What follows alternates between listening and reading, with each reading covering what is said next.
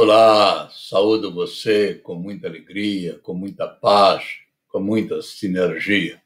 Nessa nossa viagem pela história da raça humana, já vimos como nossos ancestrais, ao longo de mais de 2 milhões de anos, passaram do gênero Australopithecus, de aparência simiesca, para o corpo mais robusto do erecto, do qual falamos na aula anterior, e jamais assemelhado com o corpo de um homem moderno. Hoje falamos do Homo neandertal, cuja existência está ligada à evolução do homem moderno e é comprovada por vários fósseis encontrados na Europa e na Ásia, onde viveram entre cerca de 300.000, 200.000 a 29.000 anos atrás. Não viveram na África. O nome desta espécie é uma referência ao Vale de Neander, na Alemanha, onde se deu a descoberta de um dos primeiros fósseis da espécie. Estudos científicos mais recentes sugerem que os neandertais não apenas viveram contemporaneamente com os sapiens, mas com eles se relacionaram numa época em que os sapiens já falavam.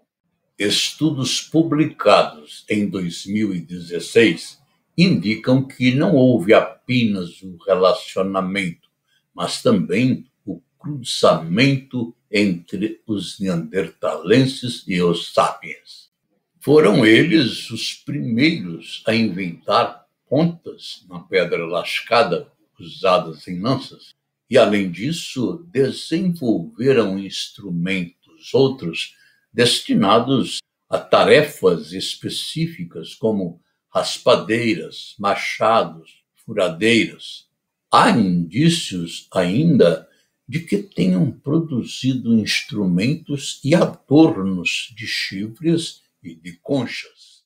Dentre os diversos hábitos e características que os assemelham ao Homo sapiens, está o sentimento de religiosidade, presente na realização de vários rituais, no fabrico de objetos com finalidades simbólicas e ainda no hábito de enterrar os mortos. A descoberta de conchas decorativas e do uso de pigmentos vermelhos também revelam suas habilidades para produzir objetos de arte, fato que reforça a ideia de que já possuíam uma forma mais desenvolvida de comunicação. Também eram hábeis caçadores. Os fósseis dessa espécie já encontrados apresentam sinais de muitas fraturas, o que leva à suposição de que são fraturas decorrentes do embate com grandes animais de grande porte, como mamutes, veados, cavalos, gados selvagens. As estratégias para a caça destes animais já dependiam, claro, de um cérebro mais evoluído, o que leva à suposição de que enfrentavam animais de grande porte. O fato das fraturas constatadas nos fósseis serem parecidas com as de um toureiro nos dias de hoje. Dois aspectos peculiares se manifestam através de indícios na cultura dos neandertalenses: o cuidado assistencial aos indivíduos idosos e doentes da comunidade e a prática do canibalismo. No primeiro caso, as evidências indicam que havia, sim, uma preocupação assistencial para com os mais debilitados, nomeadamente os idosos e doentes, pertencessem eles ou não à própria comunidade. No segundo caso, o canibalismo é informado por uma coleção de ossos fragmentados de adultos e de crianças, com marcas de cortes de instrumentos de pedra e descobertos numa escavação feita na Croácia. Como características peculiares do Homo neandertal, destacam-se ainda o rosto protuberante, um nariz enorme, adaptado para a umidificação e aquecimento em ambientes frios, aos quais eram adaptados.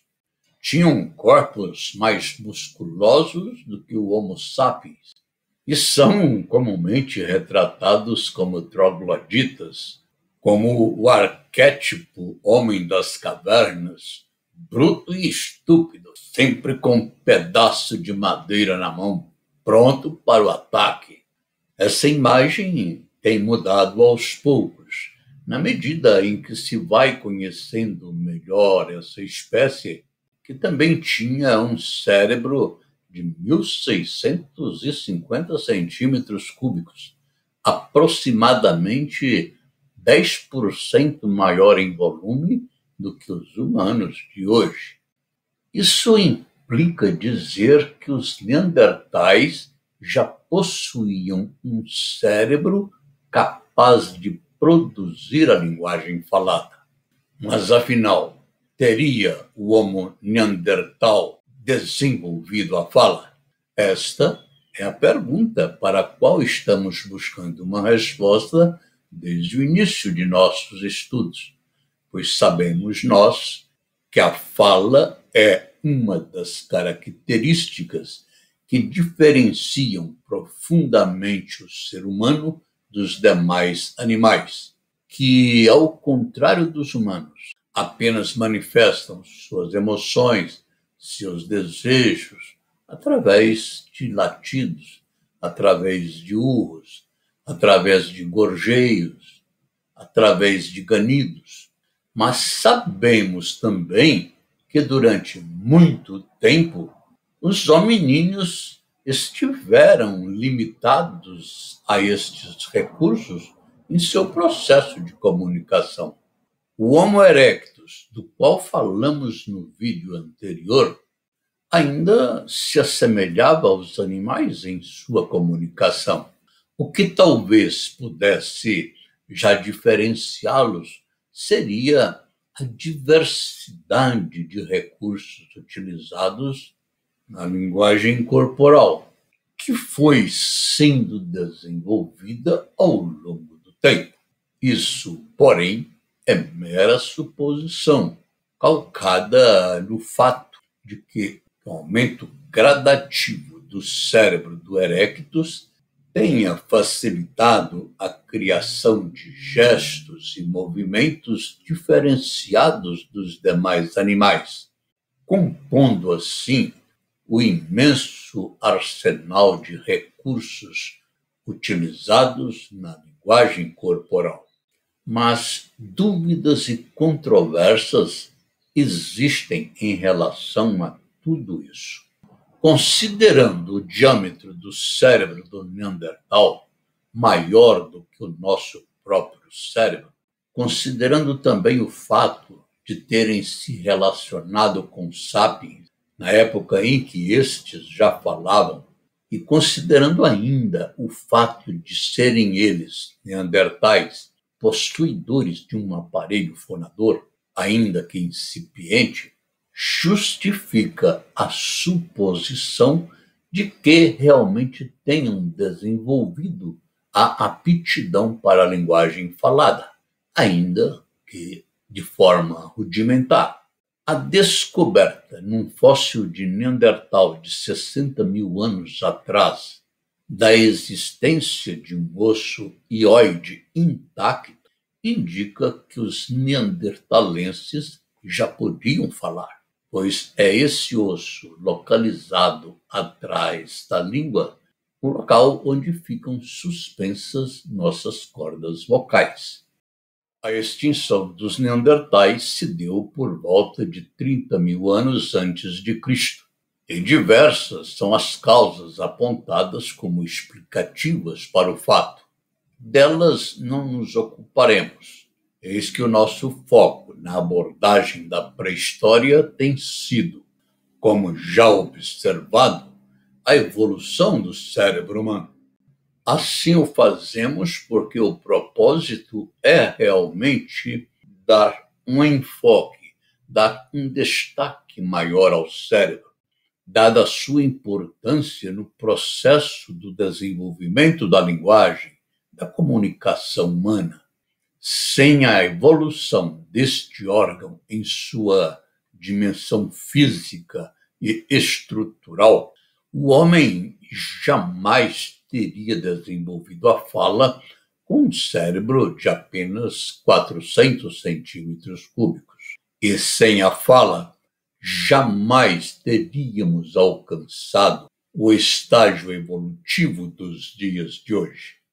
Com esta incerteza em relação à fala dos neandertalenses, concluímos esta videoaula, recomendando a você a realização das práticas relacionadas com esta aula e sugerindo a visualização dos vídeos listados para um aprofundamento do tema.